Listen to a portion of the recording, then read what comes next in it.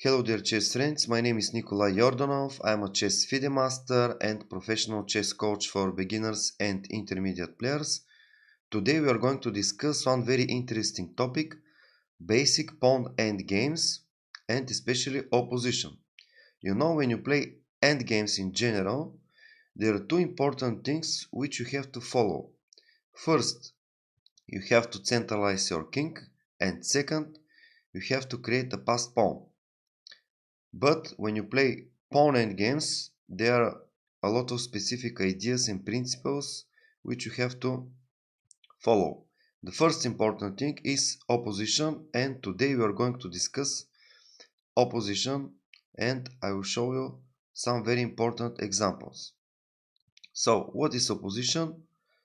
Opposition is, as you can see on the board, we have two kings and one square between the kings. Also, opposition we have between the kings there are 3 squares.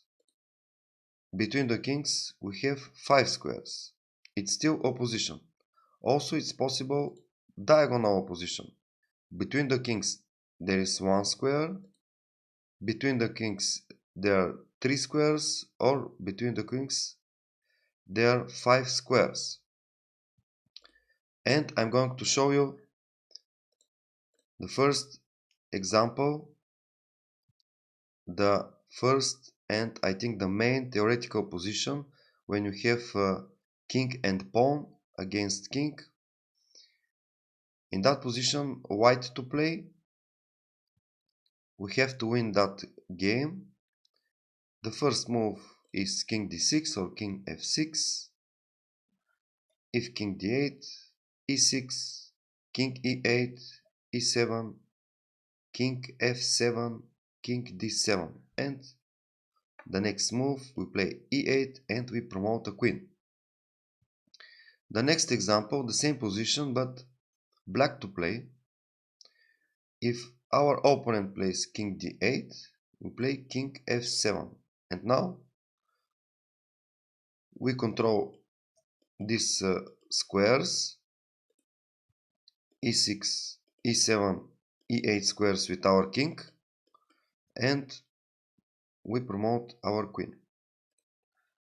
If king f8, the same, king d7, and then we promote our queen. So in conclusion, I would like to say that it doesn't matter who has to play the move, white wins the game. Next example, if you move the kings and the pawn on the g file, that position is still winning for white, but there is one specific thing. If you play king f6, it's possible king h7. If g6 check, king h8, king f7, stalemate. Be careful. If in that position g7, king g8, king g6, stalemate. So here the best move here for white is king h6. If king h8 opposition, we play g6, king g8, g7, king f7, and then king h7, winning position for white. I would like to say that if you move the kings and the pawn on the f file, on e file, on g file, on c file, on b file, it's still winning position for white. Let's move to our next example. Let's see if the kings and the pawn are on the a file or on the h file. In that position is a theoretical draw position, because if, for example, king g6, king g8, a6, king a8, a7, stalemate. If king b5, king a8, a6, king a7, king a5, king a8, king b6, king b8, a7, king 8.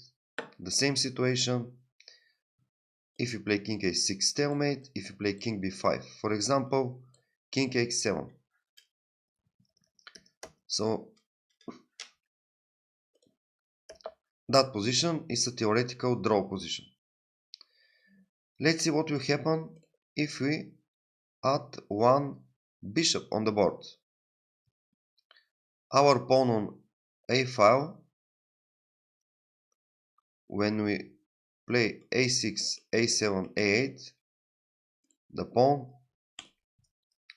is promoting on a8 square, which is a light square.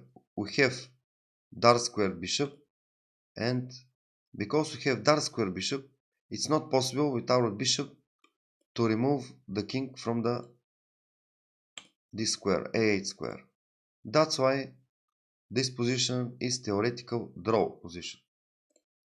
If we have light square bishop can remove the opponent's king from a8 square, and we can win the game. For example, bishop e4, king b8, king b6. Now it's not possible. King a8, king c8, a6, king b8, a7, and we're controlling the a8 square. We play a8 and we have a winning position. Let's see the next example. Also, we have a pawn. The king is on a7 and our king is on d7. These two squares are critical squares for black. The idea is that the king must go on these squares in order to defend the position. Now we play king c8 or king c7, it doesn't matter. King a8, king c7, king a8, king c8, king a8, king c7, a7, and now king c8 stalemate. If our opponent plays king b6, these squares are very important for us. We play king b8 and stalemate. So this is a theoretical draw position. Let's move to the next example. Now, white to play. What is the best move here for white? If you want, you can stop the video and try to solve the puzzle by yourself. Also, we are following that idea opposition. White to play, opposition, king e3.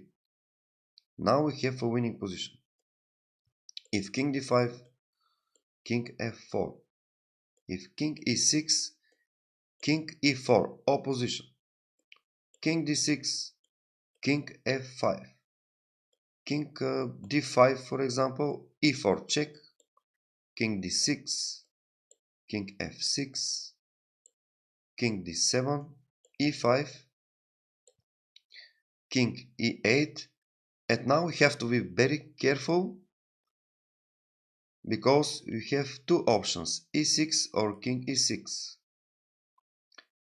If you play e6, that position is a draw. We play king e6. We know the first theoretical position, and this is a winning position for white. Let's move to the next example. Let's see how black can defend that position. We play, so if white plays king f2, we play king e5 behind the pawn. King e2, king e4, king d2, king e5. Now, if the opponent's king goes next to the pawn, now king d5 opposition, e4 behind the pawn, king d4 opposition, e5, we play king e6 behind the pawn, king e4, king e7, king f5, for example, king f7 opposition, e6, king e8, king f6 opposition, e7, king e8, and draw. It's very important to remember that technique for black. Next example. White to play. How white can win that position? It looks very simple, but you have to be very careful. If you play king d2, king d3, king c4, black can play king e7, king d6, king c6 opposition, and now this is a draw. That's why white, they have to play king c2, king b3, king a4, and now king a5, king c6, king c7, sorry, king a6, king b8, king b6, and now we know that that position is a theoretical winning position for white. Let's move to the next example.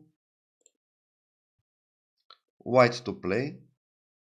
We have a chance to win the game. How? You can stop the video and try to solve the example by yourself. Now in that position we play king f6. We have a long opposition. If king b5, for example, then king e7, we want to take the pawn, only move, king c5, and now king e6, Zung Zwang. Every move for black is a losing move. If king c4, we take the pawn, we play king e7, and we promote a queen. And now let's see the last example which I prepared for you. White to play. Black, they have a pawn up. How white will defend the position. Very interesting example. We have to play only move here, king h1, and the game will finish with a draw. If you play king f2, for example, king d2, king g2, king e2, king g3, king f1, king g4, king f2, we take the pawn, and now black promotes a queen. That's why we have to play king h1, long opposition,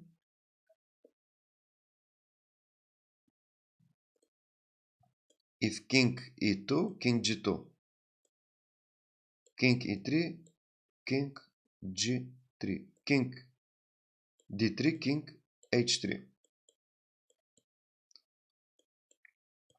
So